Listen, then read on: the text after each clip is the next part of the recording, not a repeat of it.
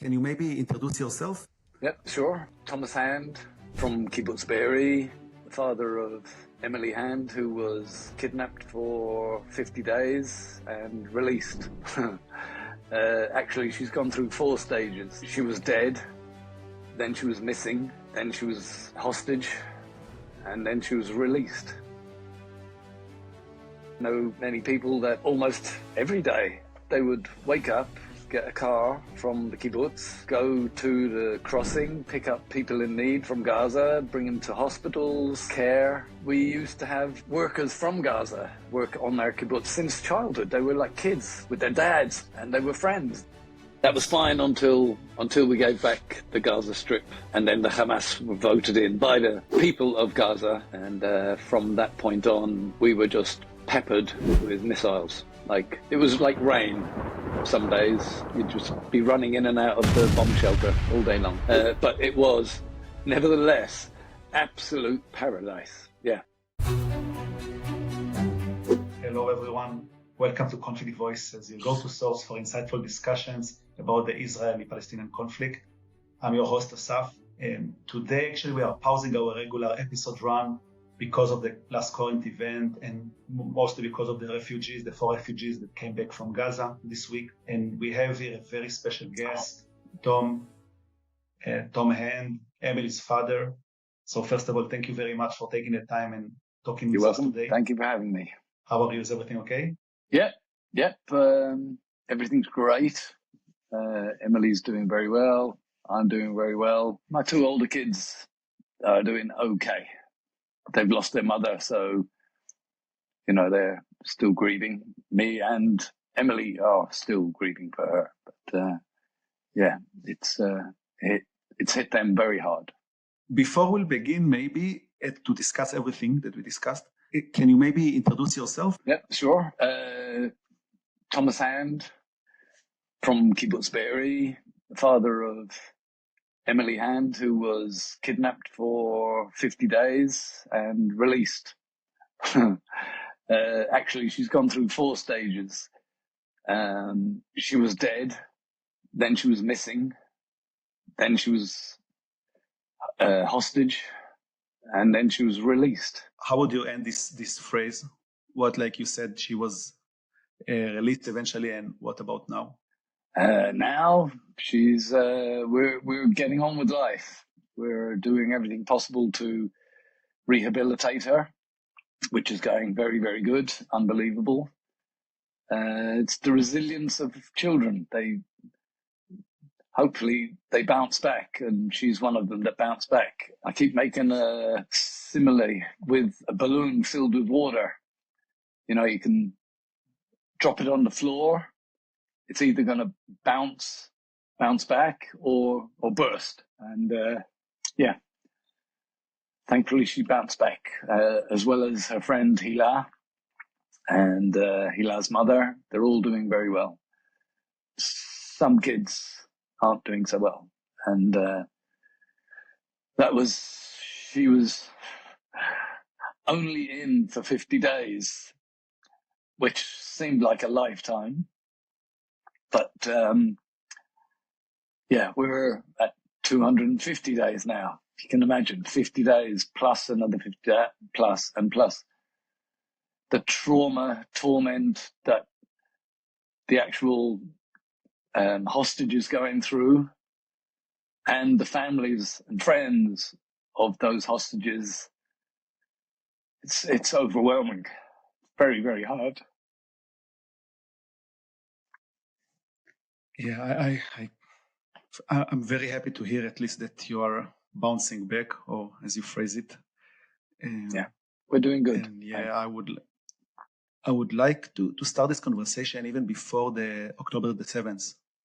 I would like to, if it's okay with you, to discuss a little bit your life before October the 7th. Okay. I heard that you said from one hand, I imagine, that you lived in some kind of a paradise, that you found that Be'eri was a paradise. From the other hand, you lived in a war zone for the last more than a decade. Since the Hamas came to power in 2006, after we gave them a massive piece of land, the Gaza Strip. It's prime land. It's on the Mediterranean coast. They should have got on with their own life, build up a beautiful country. But that's not in their game plan. They don't want their own state. They just don't want Israel to have their own state. And that's it. I mean, a two-state solution will never work, because that's not what they want. They don't want their own state. They want the annihilation of the Israeli state. And that's never going to happen. So if you look at it that way, there will never be peace. There is no way that the people of Gaza, the Hamas, whoever's in power, the PLO, all of it, it's in their charter, from the river to the sea, Palestine will be free. And that means the genocide of Israel. or what? The displacement of every Jew, Israeli citizen to somewhere else. And who else is going to take us? Nobody else is going to ever take us. So this is it. This is we're here, and that's the fight. It's the fight for survival. We're not going anywhere else. So get used to it. Live in peace with us, or if you keep attacking us, you will pay the price. We will retaliate. That's what we have to do as a country, as a government. That's what any government or country would do. Get used to it. But how was it to live under, I imagine, yearly fights and right. rounds and wars? How was it Yeah. to live in Be'eri before October the 7th? Good. You have to keep me on track, because I never know what I'm going to say, and I go off down a different path. Your job is to keep me on track. Thank you. How was it before the 7th? It was, like I say, absolute paradise. I came over 30 years ago in 1992, just for 3 months to be a volunteer, see another culture, see another country, work the land in, irrigation. It was fantastic. I woke up, I literally remember waking up the next morning. We arrived at night and opened the door. Beautiful sunshine, clear blue skies. You don't get that in England. It's very rare. Although with climate change, it's happening more and more. But in my day, 30 years ago, it was always raining, cloudy. So that was my first morning. Met a few people, very friendly, very nice. And the more I found out, the more I loved it. I found out that the kibbutz is a completely socialist movement, and it works. I don't think there's many places in the world that this pure socialism works. The CEO of the printing house, that's our main money. We make a lot of money on our printing house. And the CEO of that enterprise earns exactly the same as someone folding clothes in the laundry house, or the gardener. Everyone earns the same. And everyone's happy. It's an amazing concept. The person who wants to be the CEO of the company, he does it for himself. He does it for the kibbutz. It's his own ambition. It's for the greater good of the kibbutz. Everyone finds their own place. Just some handicapped, disabled people, and we find a place for them. There is always something, a job that somebody can do. It's amazing. And then I met Narkis, my future wife, deceased unfortunately, but I met her. Gorgeous, beautiful, patient. Never heard her raise her voice since I met her. And that was it. That was the clincher. I knew I was going to stay. I knew about all the troubles. It wasn't so bad then. There was more the first Intifada type of thing where they were bombing buses, stabbings, early stuff, let's say. And then I still felt it was good. You felt a little bit safe taking a bus from the kibbutz to Tel Aviv, let's say, or Jerusalem. A little bit uncomfortable, but, you risk it. And that was fine until we gave back the Gaza Strip. And then the Hamas were voted in by the people of Gaza. And from that point on, we were just peppered with missiles. It was like rain.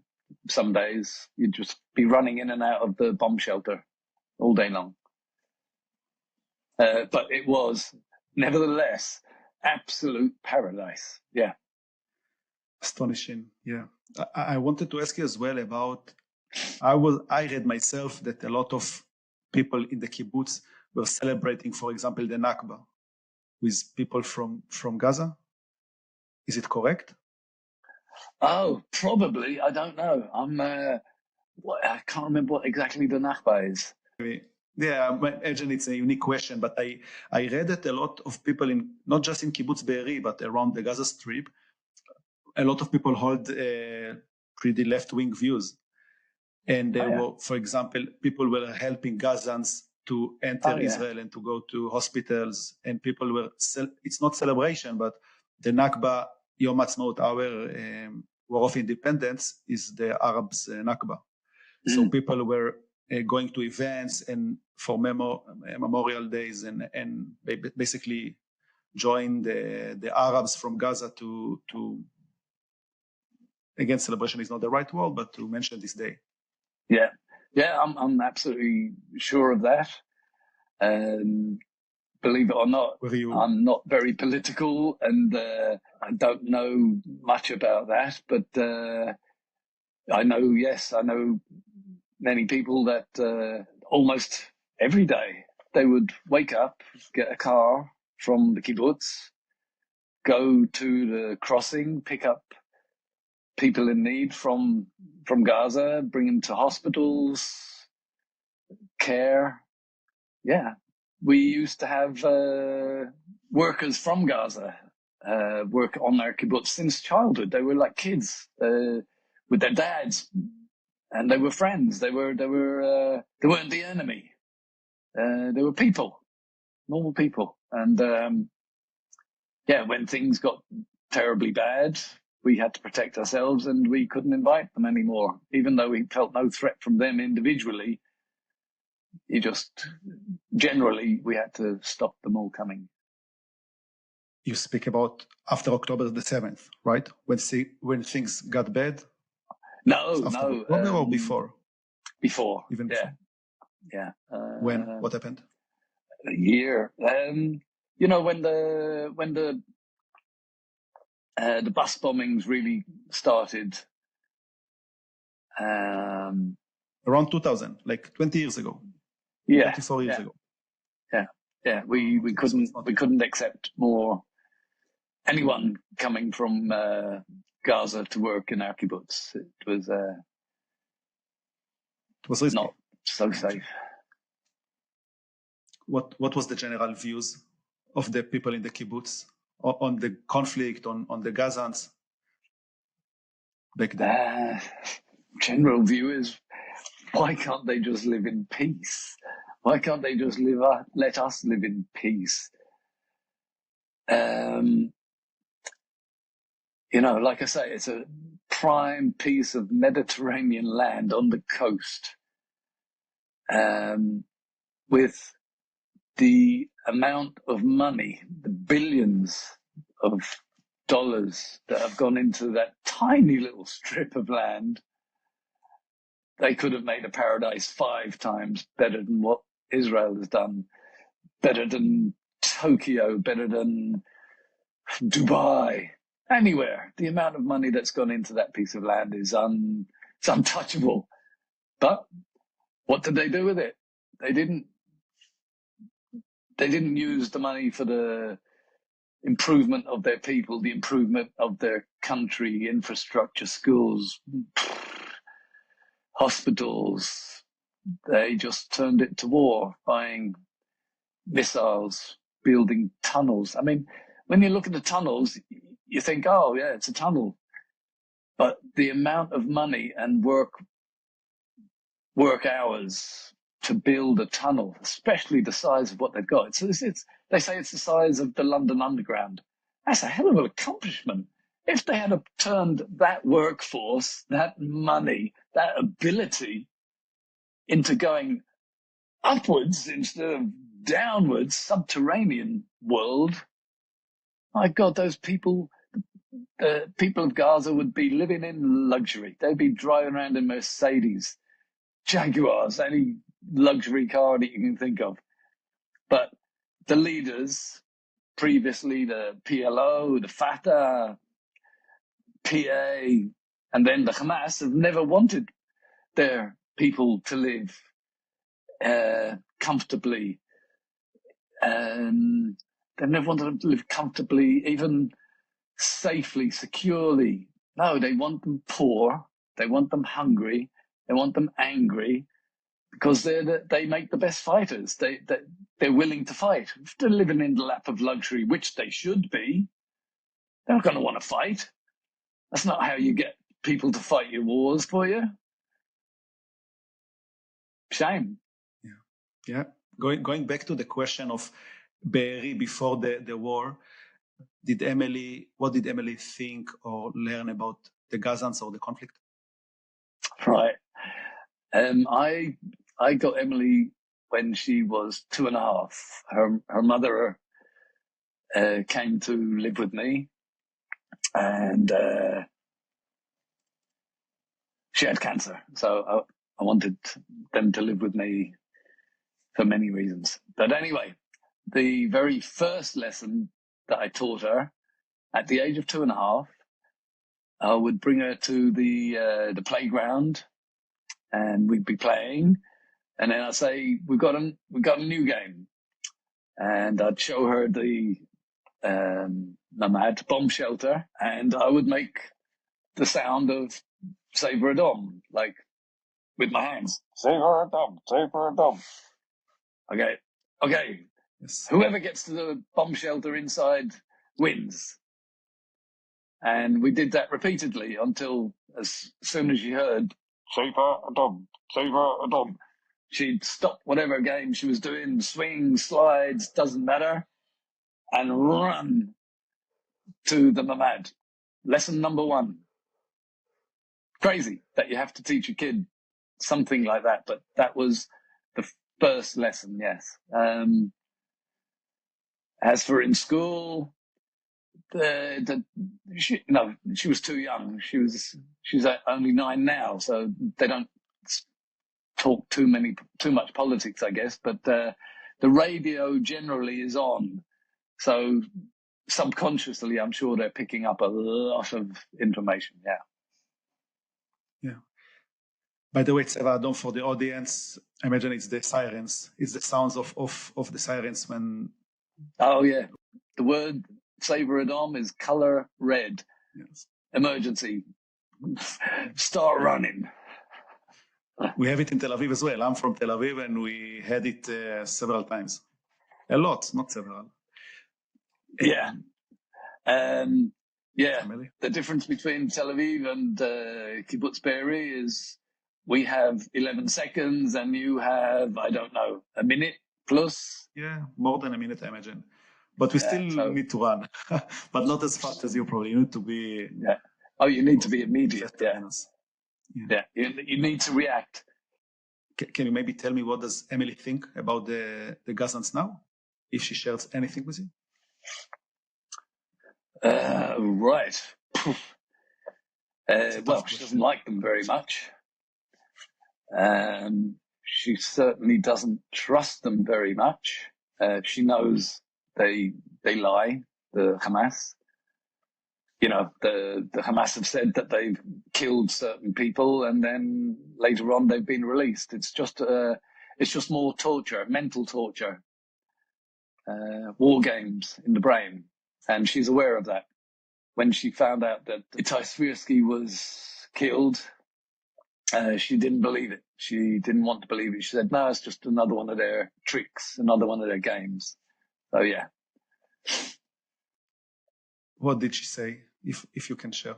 What did she say about Gaza or the conflict or anything? She's too young. She really is too young to discuss anything like that. She can only discuss her personal, what happened to her. She doesn't know about politics or has no opinion about the people of Gaza. She just the only people she's come in contact were Hamas terrorists. So it's not a great view. Experience, although it's not funny. No. Can you share what does she say in general? You said that she says different things, or it's too private for this conversation? It's a Did she little share bit anything private with you? Yes, she shared little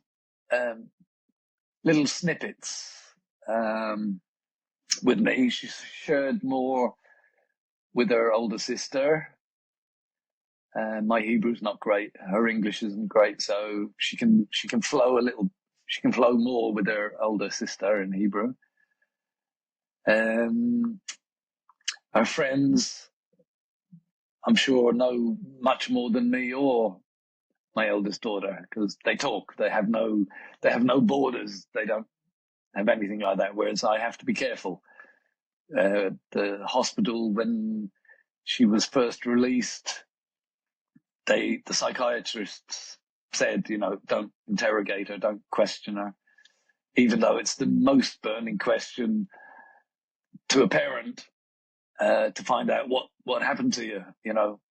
What did they do to you? How were you treated? How did you feel? He couldn't answer. He couldn't ask any of that. They said, just whatever she comes out with, you have to be happy with that. Wow, it's probably incredible. It sounds very hard, I imagine. At the beginning, it was very, very hard, because you're dying to know.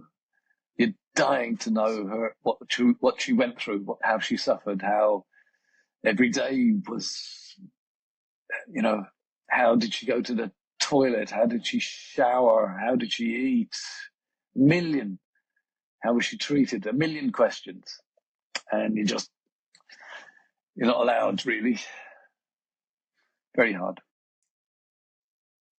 Can you share how she is in general? I heard that you said that she went back to whispering and she's crying herself to sleep. Yes, that was in the early days, for I'd say at least a month. Yeah, the whispering was the most. It was the biggest indicator of how terrified she was, because they told all the hostages under the threat of a knife being killed, be quiet, uskut, be quiet, or you will be killed with this knife. We'll kill you with this knife. To an 8-year-old child, and Hila, what's she, 13? Women. Don't know if you can imagine, put yourself in that position of some guy coming up to you in broken Hebrew, broken Arabic, broken English. Be quiet, like no more than a whisper, or you will be killed. As an adult, that's frightening. And she had to do that for 50 days. And the rest of the hostages have had to do it now for 250 days.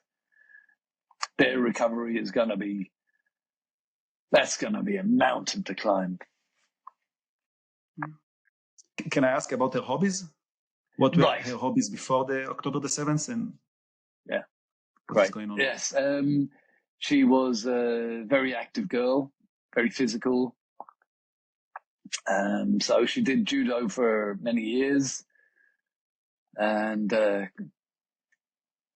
what's that Brazilian one? Capoeira she did. She'd done a bit of football. I think her next venture was volleyball. That's what she wanted to do. She tried tennis for a bit. Yeah, all fun physical activities. But at home, she's very intelligent. She's good with cheshbon, with mathematics. Very good with the language. Yeah, so she's great. Yeah, we go horse riding now. We did that from very, very early on, from the beginning, when she was strong enough to leave the house. It's a major. I recommend it to anyone. Horse therapy for trauma. If you can imagine, she was 50 days held by about 3 men, generally 3 terrorists, armed, of course, and they took away every liberty that she had. To go to the toilet, they had to ask permission. To actually physically go to the toilet, they had to do it with the door open and the man, strange, terrifying man, looking at them. You know, for a guy, it's not too bad. Just turn your back and have a pee. A girl, not so easy. Showering, they didn't get showers. They had a basin of lukewarm water and a rag. Raya, the mother of Hila, would wash them down. Raya was our angel. She became, in a way, Emily's third mother. Like, Emily had her biological mother.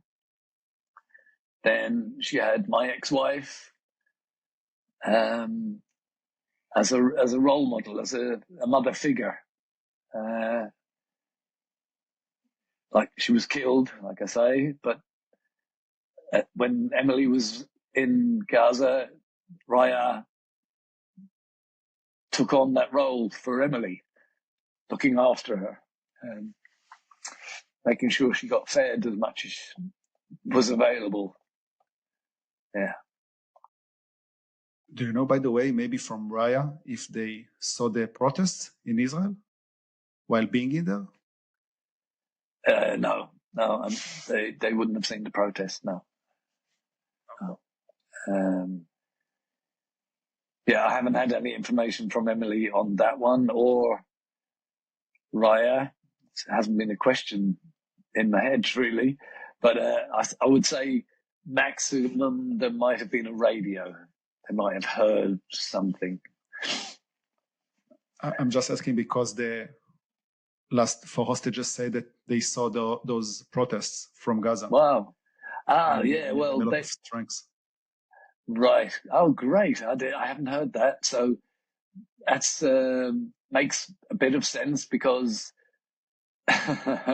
their captors were a doctor and his son, I believe, who was a journalist, photographer for Al Jazeera. So yeah, they were probably in nice flats with a television. Emily wasn't in that position, but yeah, that's quite incredible, isn't it?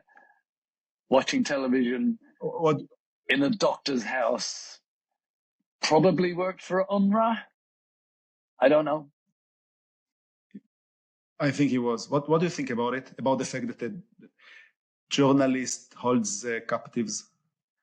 Yeah. And by the way, while holding those captives, he was publishing a lot of articles for how miserable their lives is in Gaza. Really? Wow. Well, he was a witness. He had first-hand knowledge. He was using his job as a source. Nice one. Nice one. Thank God the doctor didn't do any operations or experiments like Mengele. Could have happened. But yeah, good for him. Wow, you're giving me incredible news. That's great. Yeah. That was a different class of captor. Certainly not Hamas. Citizens, the Palestinian, Gazanian citizens, the peaceful ones, held them captive for 250 days. Yeah. The Hamas held Emily, and that's Igioni. It makes sense. But for Palestinian citizens to hold hostages for the Hamas or for their own gain is another ball game, another level altogether. And it sort of makes you question, who are the innocent people of Gaza? Are there any innocent people in Gaza? Or are they all, my opinion is, they're all brought up as Jew-hating, Israeli-hating, Zionist-hating people. They're brought up with hate. They're brought up with hate. It's from the cradle to the grave. They're brought up with hate from their mother's milk. They have no other choice. That's the only sympathy I have for them, that they have no other choice. They're brainwashed, they're indoctrinated, they're they're given an ideology. That's their box. That's their world. They have no other choice. And that is sad. That is extremely sad in itself. And because of that, there will not be peace. That, first of all, has to change. Let's say it changed overnight. Okay, no more spreading hate, no more indoctrination, no more anything. Let's just bring up a child how a child is supposed to be brought up. That's still going to take, that indoctrination is still going to take generations before it subsides, if ever. So, yeah, in my opinion, there is absolutely no hope for peace with our neighbours. There's no hope. We can give them a piece of land 4 times bigger than the Gaza Strip. Here you go. There's your Palestine. You have your state. I don't believe for 1 second that the war would be over. That would not solve anything. They would just have a bigger infrastructure, a better infrastructure. There'd be more money poured in. And they're still not going to put it into developing their own country or making their citizens better off. No, they'll have a better war machine. And that's a dangerous prospect. I do have a question about what you just said, but will you come back to live in next to the Gaza Strip? Oh, God, what yeah. You say? Absolutely. Yeah. You'll go back to live like 20 kilometers from those, or less, like probably 1 or 2 kilometers. 13. 30. I'm not sure to the fence, but to Gaza City, I think it's 10 kilometers. The fence would be closer, obviously. Let's say, I was at the Nova Festival the other day because I hadn't visited there yet. It was too dangerous. It still is. There was a lot of bombs going off and gunfire, but never mind.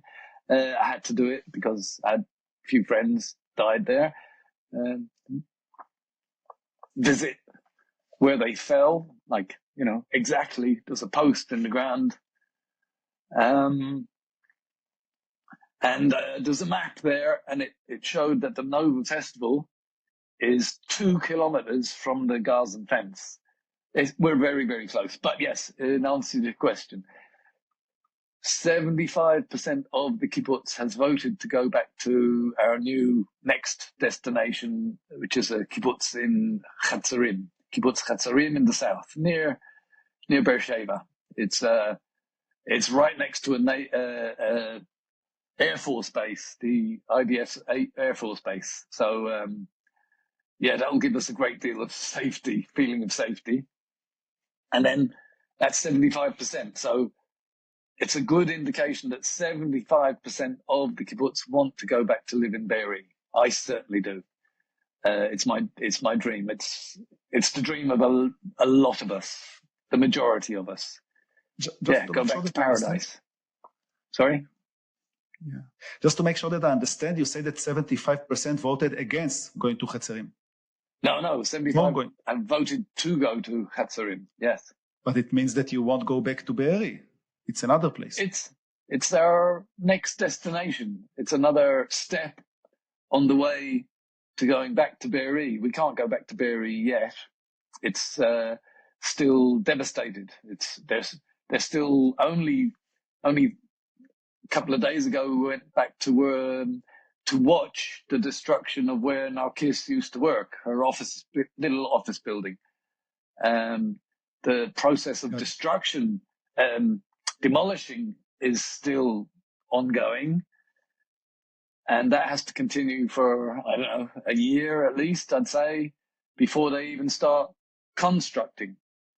So we're going to be in Hatzerim for at least 3 years. If it comes any quicker than that, would be a miracle. But let's say 3 years' time when Be'eri is rebuilt anew. We then have to look at the state of the government of Israel, the state of the army of Israel, and the state of the Hamas.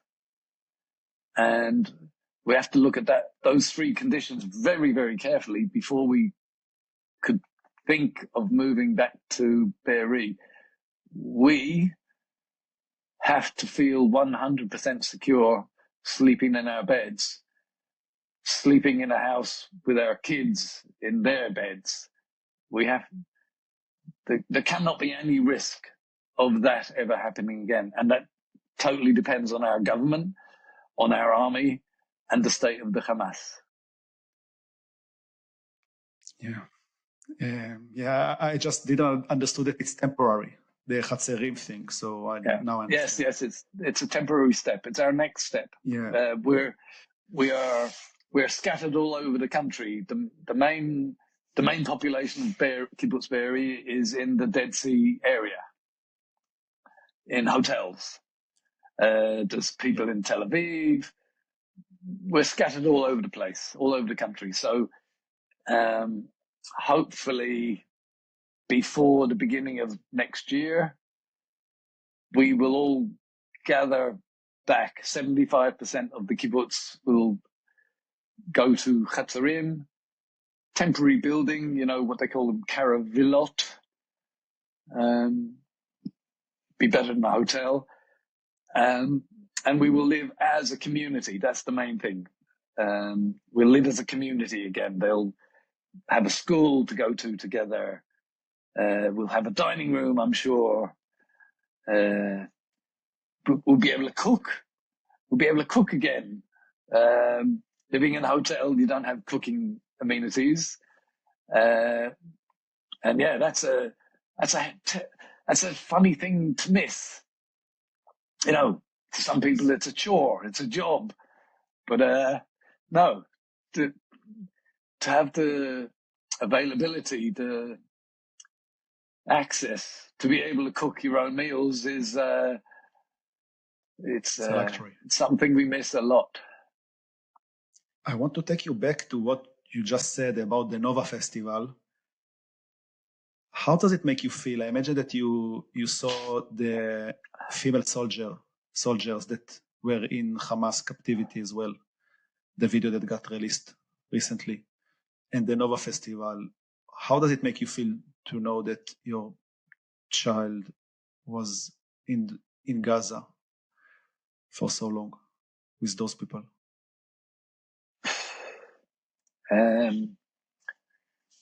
I guess it's Irish luck. Everything that happened to Emily, even though at the time it felt awful, it was devastating, it was life crushing. it all added up to us getting her back. The information that she was dead, that was awful. But then when we found out she wasn't dead, that just made it viral in the media, which in itself helped to get her back. Yeah, if she had been one of the other hostages that were simply taken hostage, it's still a big thing. But the fact that she was found or thought to have been dead, killed, and then not dead, that just made it absolutely viral. And that in itself really helped our cause to get her back. Because for one thing, I went on a big campaign in Ireland, America, London, and I was able to push the fact that Emily was Irish, an Irish citizen, and they had to have seen it or heard of it on the news. At least the leaders would have, maybe not her own captors, but I believe that helped save her. Because as we've now seen how friendly the Hamas are with the Irish government, so they wouldn't want to have annoyed their friends. You know, annoy your enemies, Israel and whoever they considered their enemies, but don't mess with your friends. So I think that played a big part in us getting her back. Yeah. By the way, I'm not sure if you're aware of this, but the Prime Minister of Ireland, I think, was speaking about Emily. You know, that he said that a child was lost. Do you know? Yeah. And Gregor answered, so it was a big thing. Yeah. What can I say? That's a terrible shame, because I keep telling people whenever I can in the media, as much as you wouldn't believe it, he was instrumental in getting her Emily back. Let's say a month in, he had already visited Qatar at least twice. He'd visited every Arab nation around us. They really worked hard. They were very concerned about getting their Irish citizen back. Yeah. Wow. Okay. We'll tag maybe Conor McGregor to let him know he was mad. Oh, I love that man. But yeah, instead of what he could have, instead of saying she was lost and then found like a bad penny or a sheep or something, she wasn't lost. We knew exactly where she was. She was kidnapped by the Hamas. She wasn't lost. We knew where you were. That's not lost. And found? Yeah. Ridiculous statement. Terrible statement for a politician to come out with. But he's a politician. And he didn't want to lose the votes of the Israelis or the pro-Palestinians or the Muslims. And so, yeah, unfortunately, he sat on the fence and came out with some garbage. You know, really BS. Whereas he could have been, he could have looked like one of the greatest politicians. And I would have backed him up. I would have, it's really hard to say. If you can imagine, I know what he did behind the scenes. What politicians do behind the scenes is not what the general public, they're not what the voters ever see. But what he did behind closed doors was immense. And he had help from other people. There's one person in particular, and I must find out if I can reveal in the future what she did. She was very instrumental in getting her back as well. Thanks for sharing. It is important to know the real facts behind the scene, I imagine. Yeah. But yeah, then when they went on to recognize Palestinian state. Yeah, right. I was living in Dublin, by the way. I think I told you. Yes, yeah. So I heard a lot of those kind of. I mean, talks. It's if it's not rewarding sheer terrorism, it's accepting it. It's condoning. That's the right word. It's condoning terrorism. If not rewarding, I believe it is rewarding. It's like, yeah, if you kill enough people, over 1,000, 200, and kidnap as many people as you can, babies, children, women, innocent civilians, you can get a reward. Incredible. I still don't believe it. Spain, I understand, they've always been anti-Semitic, as you say. Norway? What the hell is Norway? I mean, out of the blue, I've heard Norway used to be quite a good country. Even, quite nice to Israel. But then where the hell does this come from? I guess that's, it just shows you how good a job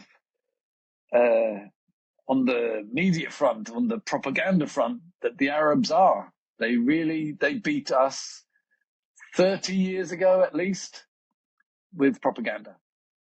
They're the best. They've got the money. They've always put the money into it. They're not as stupid as people think. Yeah. They're not as primitive as people think. We are jumping between topics. I'm fine with that if you are. Yeah, no, you're amazing.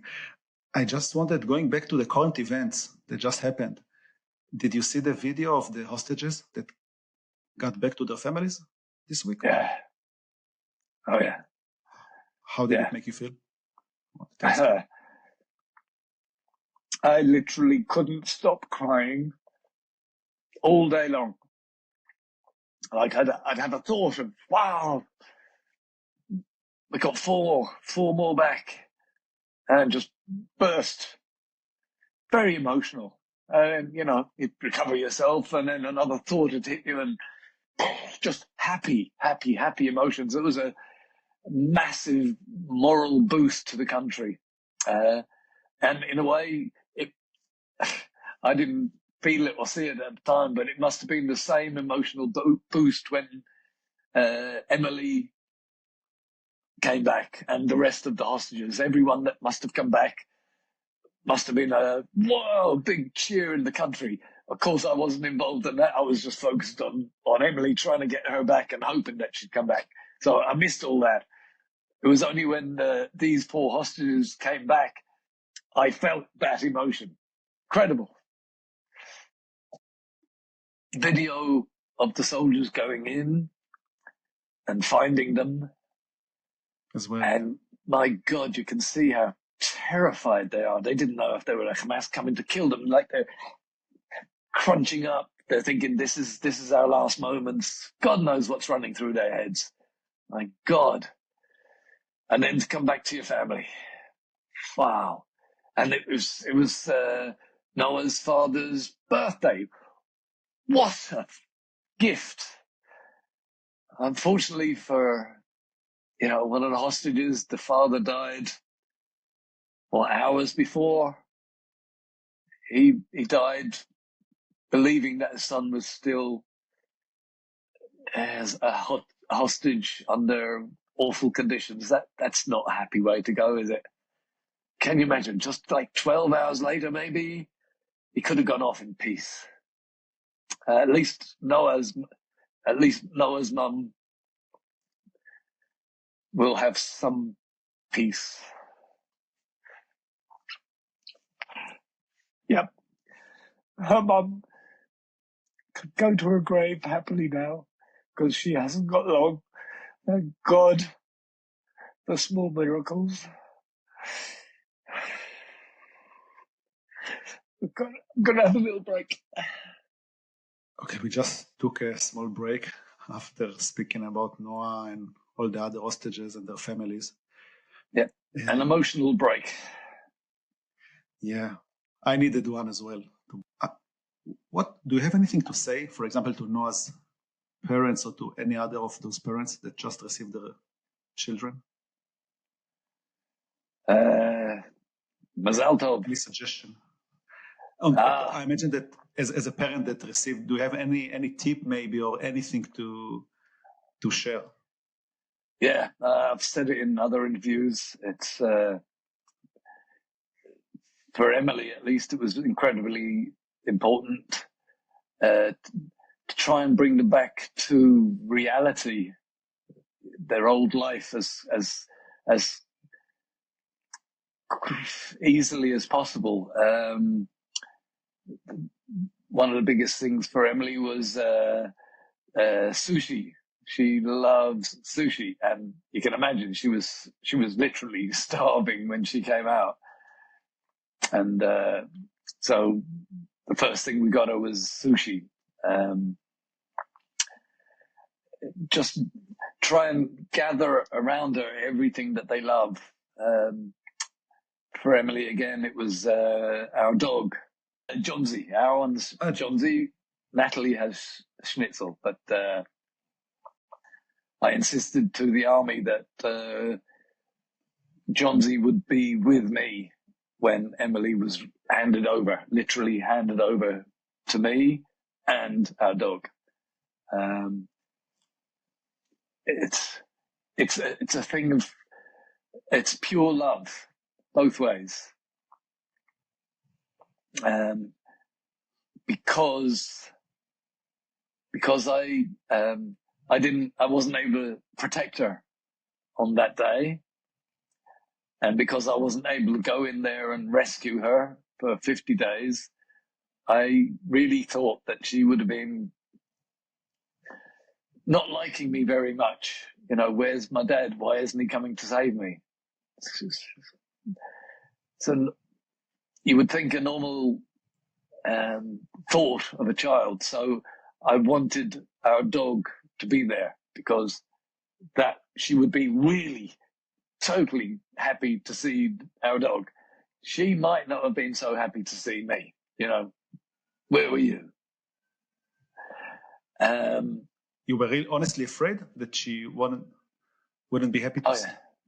Oh yeah. I thought she might have given me the cold shoulder a bit. Yeah, there was a few misconceptions that I had. First was that I thought for 100% that she would have been down in the tunnels, because that's where the Hamas would keep their valuable bargaining chips.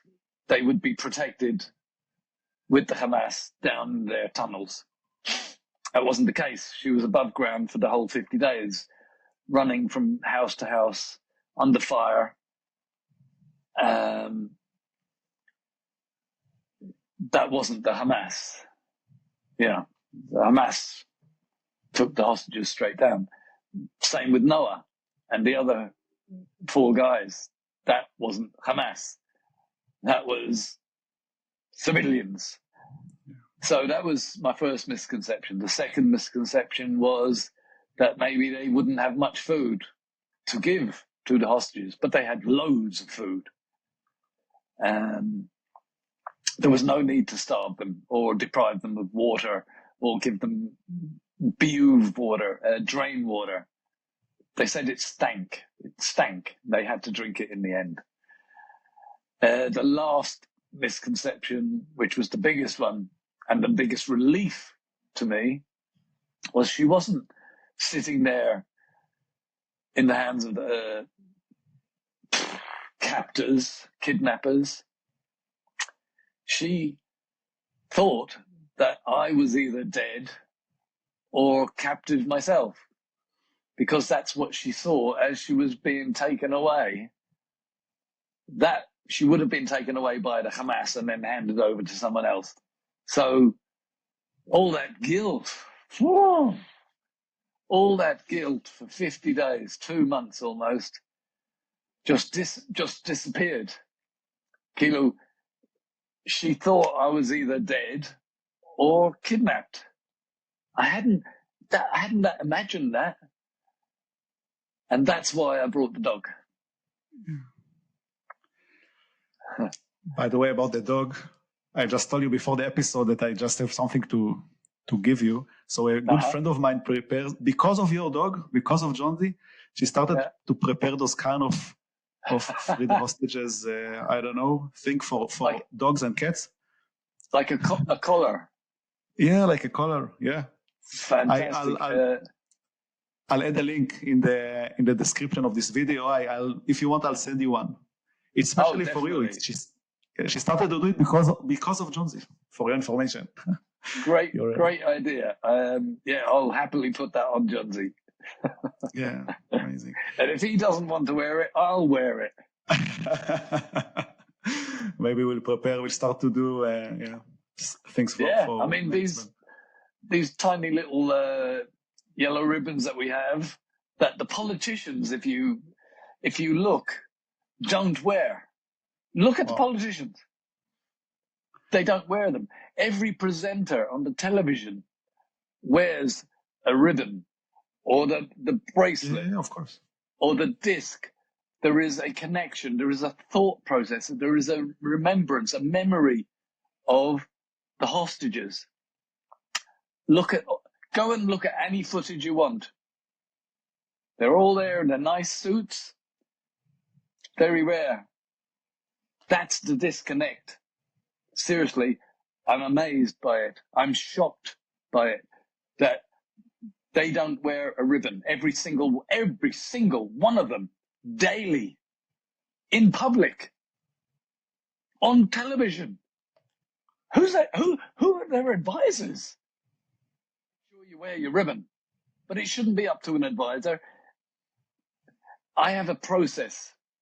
I know I go on. We can do another interview some other time if we run out of time. I have a process. The first thing at the end of the night, I take off this band.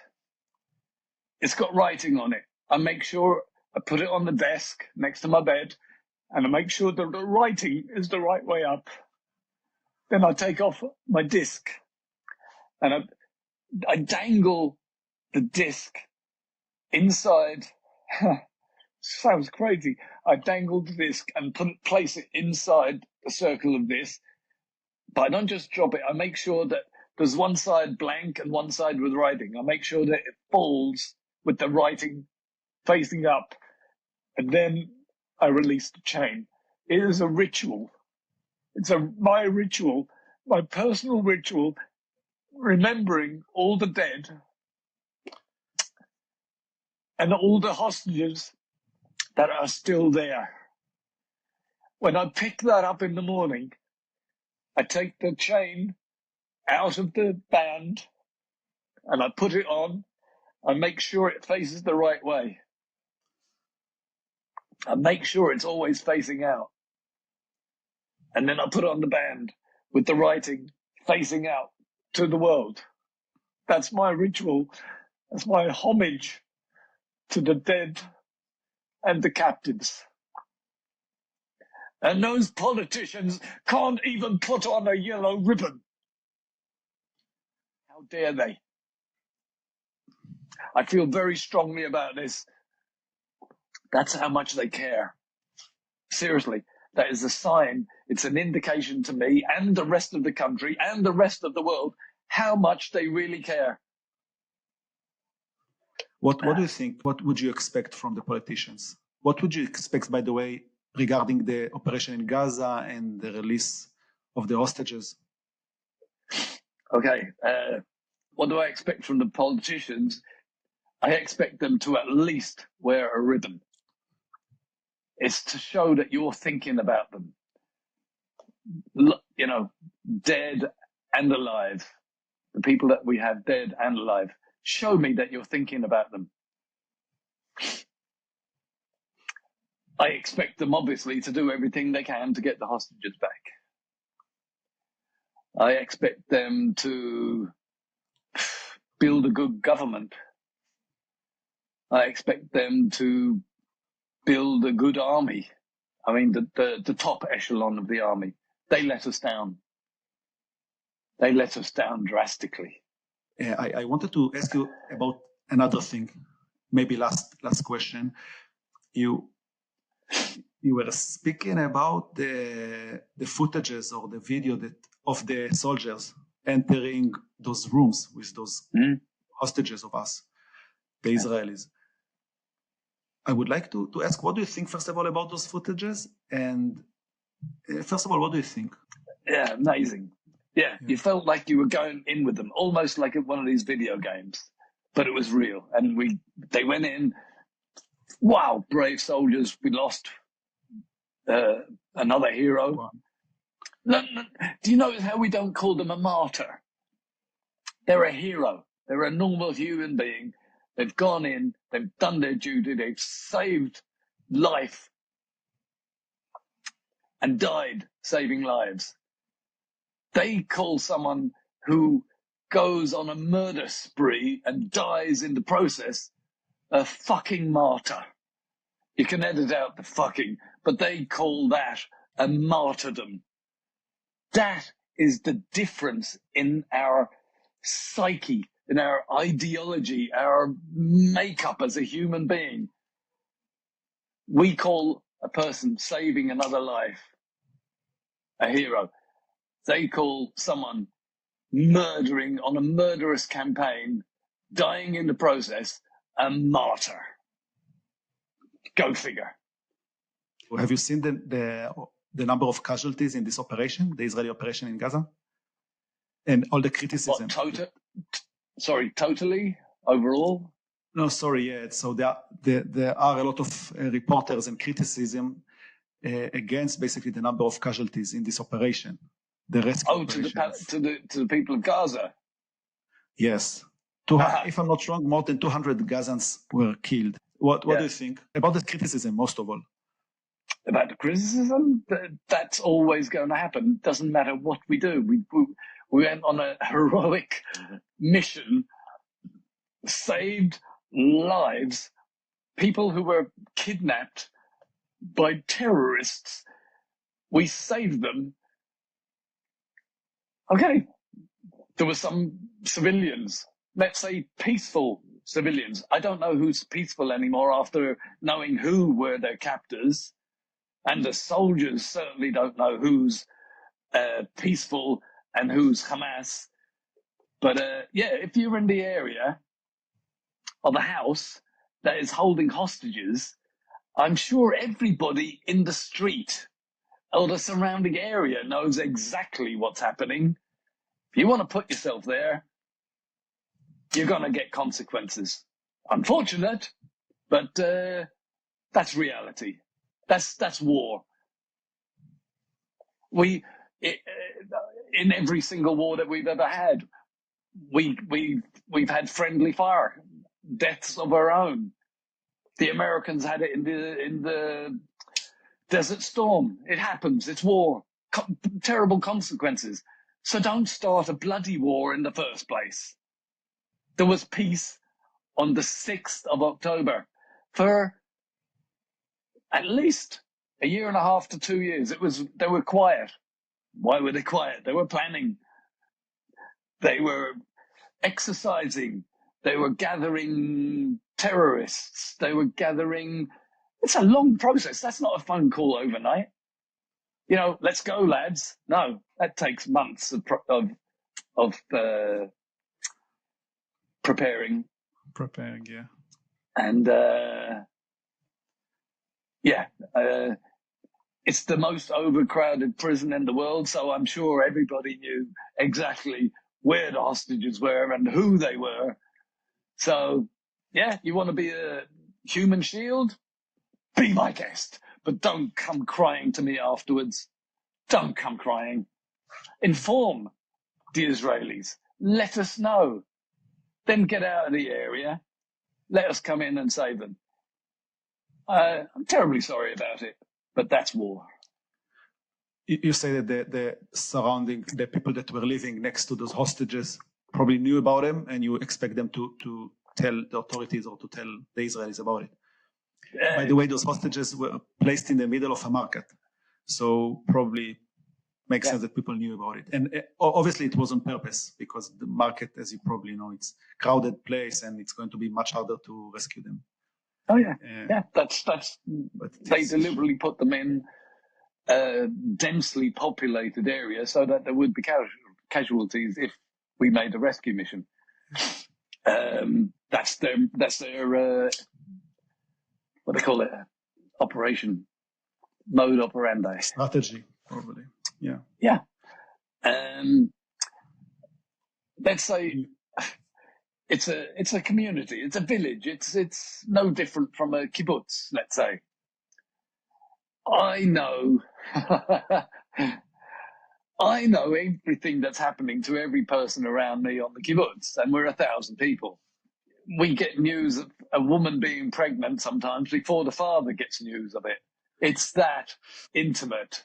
And I'm sure it's no different in the market area. Yeah, everybody knows everybody's business. Something like that could not have been hidden. They would have been all going, woo, yeah, she's in our area. Noah's in our area. Yeah.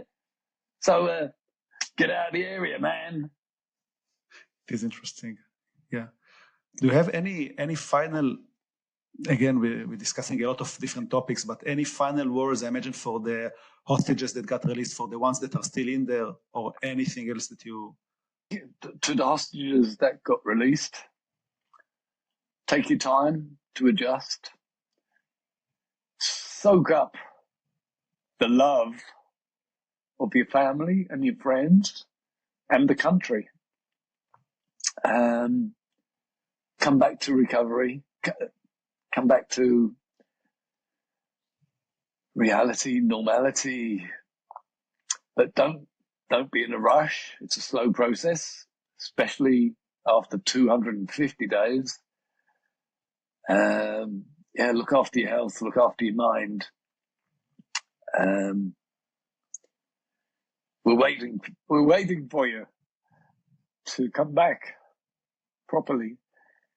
To the people still with loved ones in there, this is a sign of hope. This is a sign that it's still possible, because after 250 days, you can imagine, you start to give up hope. You start to think, well, there can't be anybody coming out. We started off with 250 hostages. There's only 120 now. Some released, some not. I'm sure the hostages themselves must be giving up in their mind. Only the strong will survive. Just like in Auschwitz, really. If you were weak, physically or mentally, you would perish. And only the strong survive. So if the hostages would ever hear something like this, then yeah, keep going. We're coming. We are coming. Those are very strong words. And thanks again for taking the time and being with us and being so open. You're amazing. Normally after somebody would say something like that to you, you'd go, "It's my pleasure." But our whole way of life has changed. Just the statements, stupid statements like, "Your daughter's dead." Yes. She was only there kidnapped for 50 days. These are statements that are just out of normal context of life. And yet there they are. Yeah, I mean, there's so many stuff that goes on in my head that you think, this is just unreal.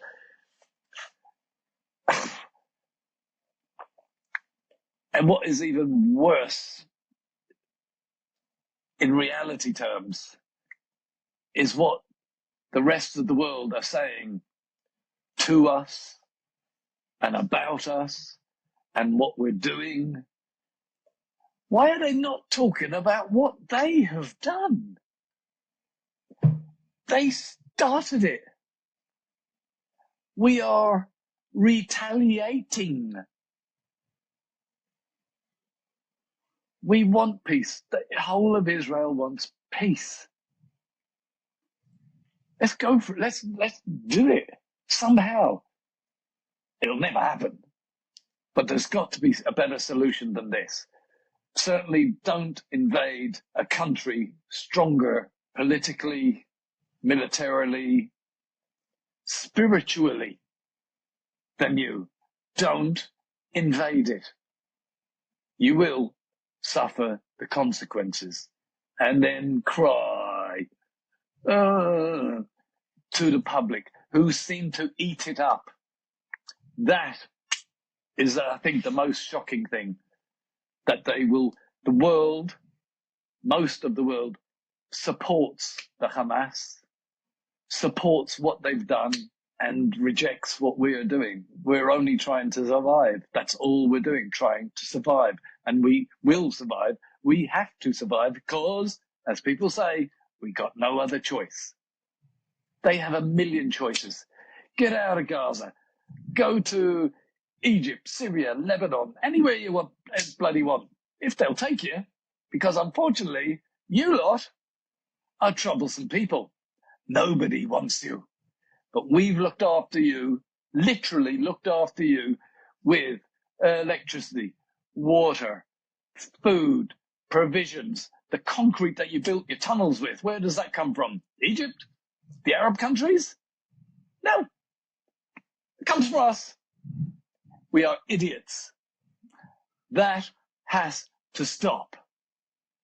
Egypt, if they didn't want us at the beginning, starting in the north of Gaza and going through the country towards Egypt, and then Egypt's going, oh, you're the bad people, you're going to annihilate, you're going to genocide the people of Gaza.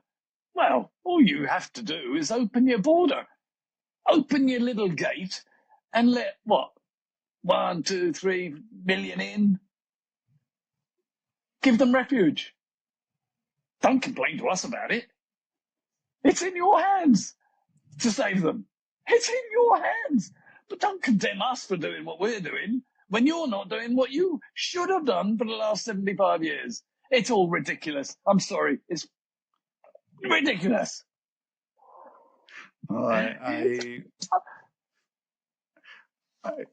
Those are very strong statements, but I think that's the reason basically that we started this podcast and this channel. We are going to dive deeper to understand all of those subjects that you mentioned.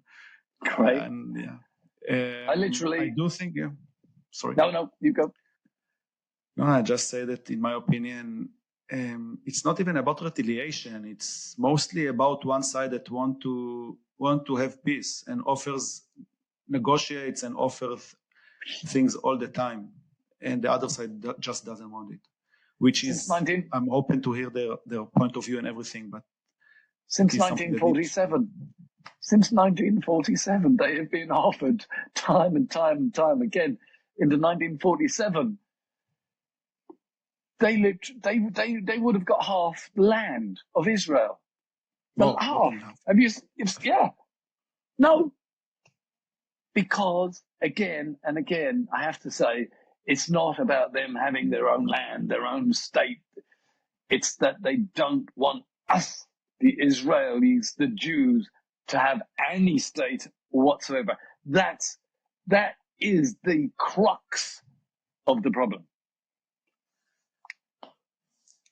Those are very interesting things, and probably I would love totally to invite you again to discuss after all of those things will happen again, probably on hopefully not October the 7th, but we are going to give them probably more concrete and more electricity. Well, the Holocaust would never happen again, never again, and here it is. And there's been many atrocities before the Holocaust, not on such a great scale, but it is the destiny of the Jewish people. The world hates the Jews for for God, whichever God you choose. The world has always hated the Jews. God knows why. They've given everything in the past and now, medicine, technology, the Arab nations, all of them put together. They've given us nothing. They had a natural resource of oil. The Irish had potatoes. Well, okay, that's pure luck. Apart from that, what have they given us? The world. It's almost. Have you ever seen Monty Python? Mm-hmm. What have the Romans ever given us? Roads. Yeah, okay. Apart from the roads, what have they given us? Plumbing. Okay, apart from the roads and the list goes on and on and on. Well, that's Israel. That's what Israel has given the world. It's a comedy. Seriously, sometimes when you look at it, it's a comedy. But at the same time, where I smacked my head earlier, I want to smack it against the wall. Shocking. Anyway, cheers. No, yeah, cheers. And yeah, again, we'll need to, the podcast should be 1 hour, although it was a very insightful and interesting conversation. So you've got a lot of editing to do. Yeah, a lot, which is good. That's our job. We'll make 2 podcasts. Maybe. And again, thank you very, very much, and I appreciate your time and in such a short notice. Thanks. Tom, it was a pleasure, and hopefully you'll continue to bounce back, as you said. You and Emily. I'm good. And all of everyone. I'm good. Everyone. Emily's good. I hope Noah will be good. I hope the other 3 guys will be good. I hope the rest of the hostages will come out. Israel will survive this.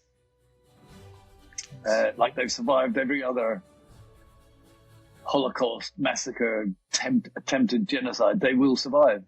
Very strong people, very strong nation. Yeah. Amen. Thank you again, Tom. Thanks. Bye.